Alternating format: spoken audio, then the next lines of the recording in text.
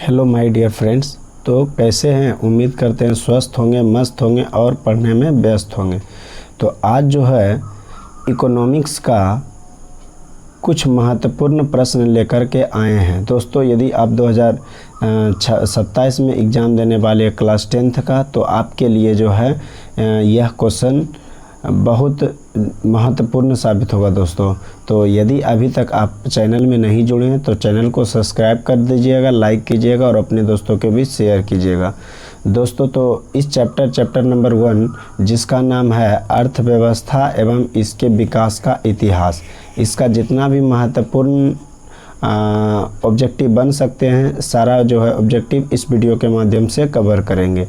तो ज़्यादा समय नहीं लेते हैं, चलते प्रश्न पे, क्योंकि दोस्तों इस चैनल के माध्यम से आपको अधिक से अधिक ऑब्जेक्टिव रिवीजन करवाने के प्रयास करते हैं। फालतू कुछ भी बकवास नहीं करेंगे, सिर्फ और सिर्फ पढ़ाई के बारे में, है ना। सिर्फ क्वेश्चन आपको अधिक से अधिक क्वेश्चन दिखाएंगे कि क्वेश्चन कैसे पूछा गया, और सारा जो क्वेश्चन प्रीवियस ईयर दोस्तों। तो यदि आप एक बार देख लेते हैं तो आप जब भी क्वेश्चन बैंक बनाइएगा तो आपका स्कोर अच्छा रहेगा दोस्तों। इसलिए चलिए क्वेश्चन पे आते हैं।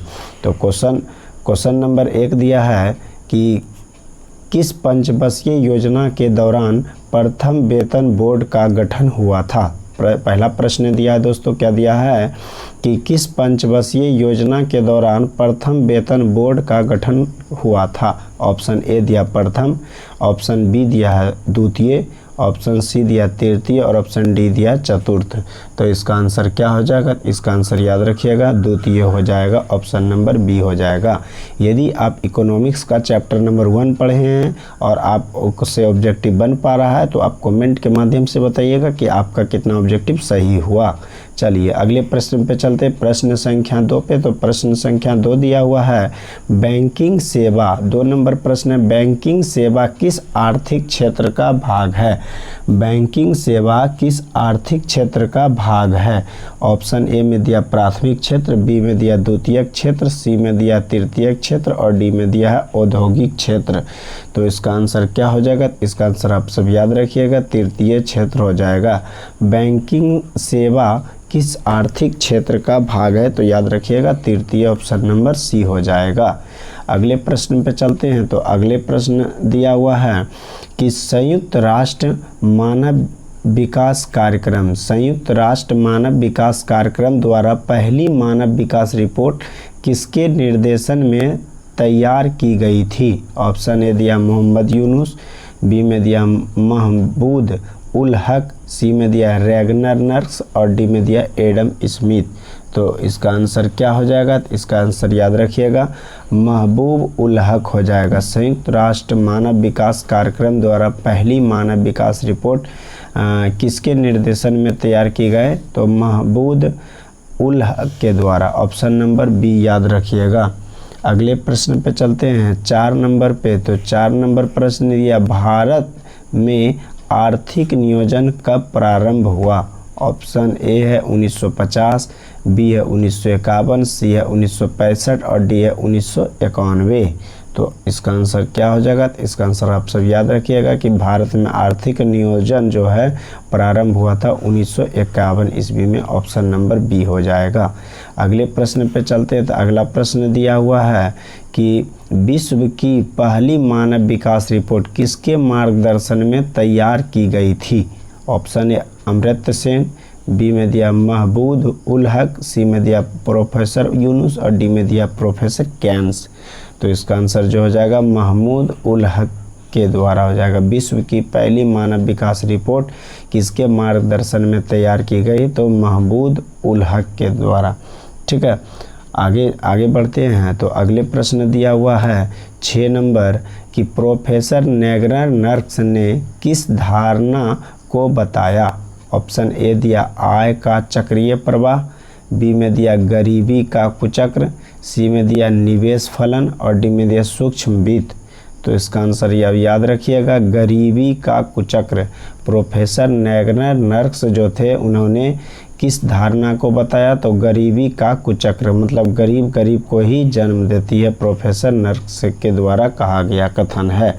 चलिए और हम आगे बढ़ते हैं। तो 7 नंबर प्रश्न दिया हुआ है दोस्तों क्या दिया है, राष्ट्र की प्राथमिकताओं के अनुसार देश के संसाधनों का विचित्र विकासात्मक कार्यों में प्रयोग करना क्या कहलाता है। ऑप्शन है आर्थिक वृद्धि, बी में दिया आर्थिक नियोजन, सी में दिया आधुनिकीकरण और डी में दिया आत्मनिर्भरता। तो इसका आंसर जो हो जाएगा ऑप्शन नंबर बी हो जाएगा, आर्थिक नियोजन।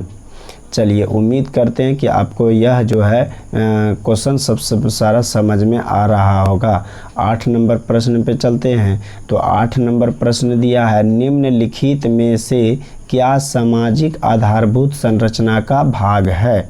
ऑप्शन ए दिया संचार, बी में दिया यातायात, सी में दिया हुआ शिक्षा और डी में दिया ऊर्जा। तो इसका आंसर क्या होगा, तो इसका आंसर याद रखिएगा शिक्षा हो जाएगा। सामाजिक आधारभूत संरचना का भाग है तो शिक्षा हो जाएगा।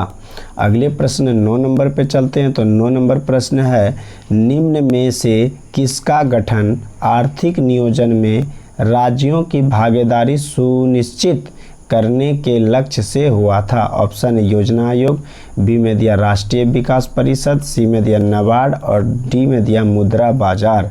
तो इसका आंसर क्या होगा, तो इसका आंसर हो जाएगा ऑप्शन नंबर बी हो जाएगा, राष्ट्रीय आय परिषद। अगले प्रश्न पे चलते हैं 10 नंबर। तो 10 नंबर प्रश्न दिया, निम्न में से क्या आर्थिक गतिविधि नहीं है। ऑप्शन ए कृषि, बी में संचार, सी में गरीबी और डी में परिवहन। तो इसका आंसर क्या होगा, तो इसका आंसर ऑप्शन नंबर सी हो जाएगा गरीबी। चलिए अगले प्रश्न पर चलते हैं 11 नंबर। तो 11 नंबर प्रश्न दिया है, कार्यशील जनसंख्या का बड़ा हिस्सा किस क्षेत्र में कार्यरत है। ऑप्शन ए प्राथमिक क्षेत्र, बी है द्वितीयक क्षेत्र, सी है तृतीयक क्षेत्र और डी है इनमें से कोई नहीं। तो इसका आंसर जो हो जाएगा ऑप्शन नंबर ए हो जाएगा, प्राथमिक क्षेत्र हो जाएगा। चलिए अगले प्रश्न पे चलते हैं 12 नंबर प्रश्न। तो 12 नंबर दिया हुआ है, निम्न में से क्या बिहार के विकास में बाधक है। निम्न में से जो नीचे दिए गए ऑप्शन है इसमें से क्या बिहार के विकास में बाधक है। तो ऑप्शन है गरीबी, बी में दिया बेरोजगारी, सी में दिया बाढ़ और डी में दिया इनमें से सभी। तो इसका आंसर ऑप्शन नंबर डी हो जाएगा।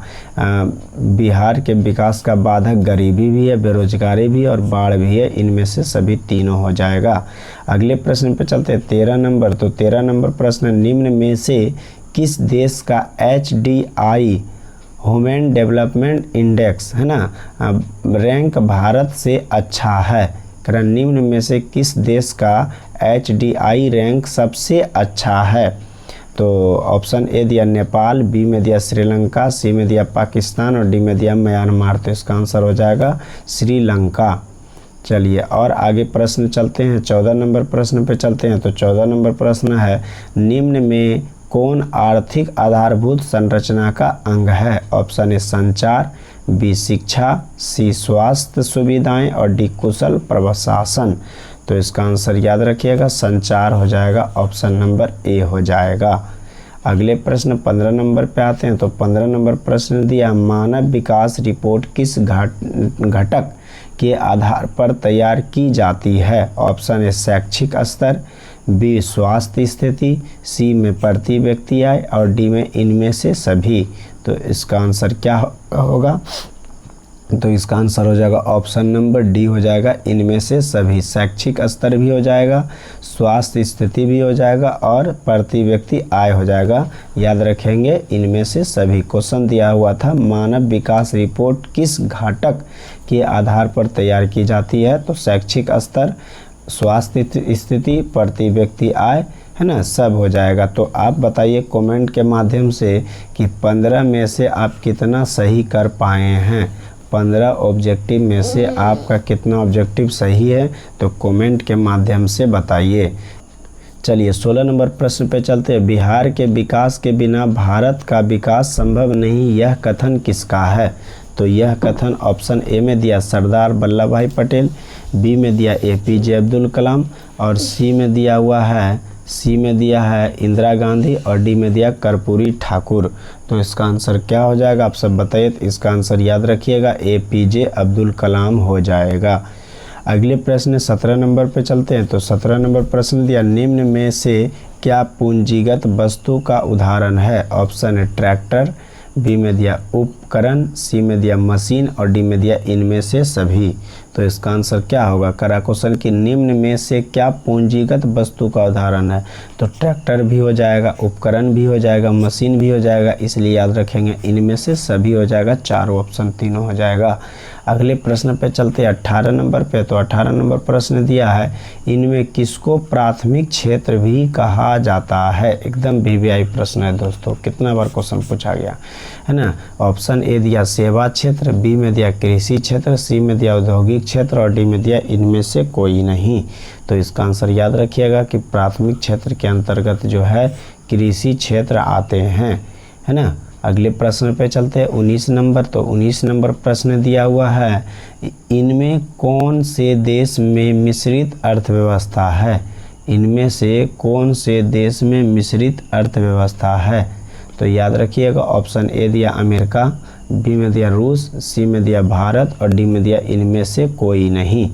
तो अपने देश जो भारत है ना, वो एक मिश्रित व्यवस्था के अंतर्गत आते हैं। तो याद रखिए दोस्तों कि अर्थव्यवस्था जो स्थिति के आधार पर कह सकते हैं कि 3 प्रकार के होते हैं।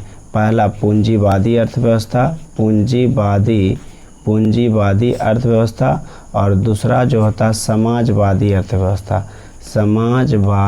अर्थव्यवस्था, और तीसरा जो होता है दोस्तों क्या होता है? तो मिश्रित अर्थव्यवस्था। याद रखिएगा मिश्रित अर्थव्यवस्था, है ना, मिश्रित अर्थव्यवस्था। तो पूंजीवादी अर्थव्यवस्था क्या होता है दोस्तों?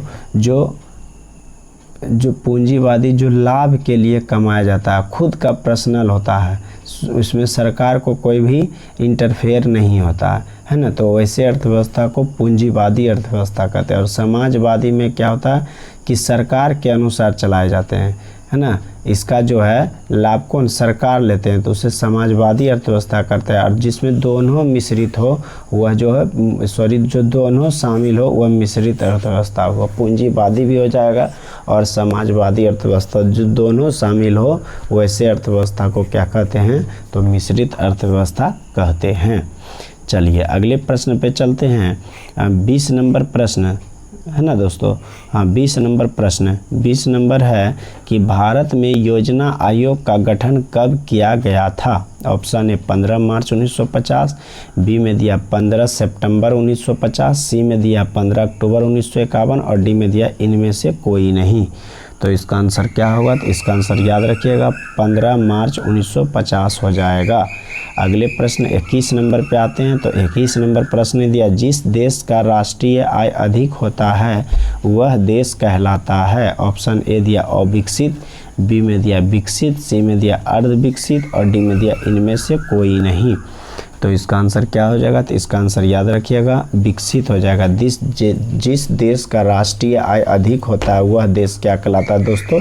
विकसित देश कहलाता है। तो उम्मीद करते हैं कि आपको समझ में आ रहा होगा। तो यदि अभी तक चैनल को सब्सक्राइब नहीं किए तो चैनल को सब्सक्राइब कर दीजिएगा दोस्तों, क्योंकि हमें भी थोड़ा दोस्तों सपोर्ट कीजिए। एक से एक क्वेश्चन लाने का प्रयास करते हैं जो कि इस बार 2027 में पूछने का संभावना है। तो दोस्तों हम उसी प्रश्न को करवाएंगे जो प्रीवियस ईयर अधिक से बार क्वेश्चन पूछा गया और इम्पोर्टेंट क्वेश्चन हो दोस्तों। चलिए तो आगे बढ़ते हैं। तो इससे पहले आप सपोर्ट कर दीजिए, चैनल को सब्सक्राइब कर दीजिएगा दोस्तों। चलिए अगले प्रश्न पे आते हैं। तो अगला प्रश्न दिया है 22 नंबर। तो 22 नंबर क्या है? इनमें से किसे पिछड़ा राज्य कहा जाता है? ऑप्शन ए है पंजाब, बी में केरल, सी में बिहार और डी में दिल्ली। तो इसका आंसर क्या हो जाएगा? तो इसका आंसर हो जाएगा बिहार हो जाएगा, ऑप्शन नंबर सी हो जाएगा। चलिए अगले प्रश्न पे बढ़ते हैं। तो अगले प्रश्न 23 नंबर है, शेयर बाजार का नियामक संस्था है SIDBI होगा या SEBI सेबी या RBI या स्टॉक एक्सचेंज? तो इसका आंसर हो जाएगा सेबी हो जाएगा दोस्तों, याद रखिएगा। चलिए अगले प्रश्न पे बढ़ते हैं 24 नंबर। तो 24 नंबर प्रश्न दिया हुआ है कि भारत में किस राज्य की प्रति व्यक्ति आय सबसे कम है? ऑप्शन है बिहार, बी में है पंजाब, सी में हरियाणा और डी में है गोवा। तो इसका आंसर क्या होगा? तो इसका आंसर याद रखिएगा बिहार हो जाएगा, ऑप्शन नंबर ए हो जाएगा। चलिए इस इस चैप्टर का अंतिम नंबर प्रश्न दोस्तों 25 नंबर है। तो 25 नंबर अंतिम प्रश्न देखते हैं कि क्या इसका आंसर होंगे। तो क्वेश्चन दिया, भारत में नीति आयोग की स्थापना कब हुई? ऑप्शन ए जनवरी 1950, बी में जनवरी 1951, सी में जनवरी 2015 और डी में जनवरी 2016। तो ऐसा करते ये प्रश्न आप लोग के लिए रहने देते हैं, कमेंट के माध्यम से आप बताइएगा कि इसका आंसर क्या होगा। आप वीडियो में बने रहने के लिए धन्यवाद।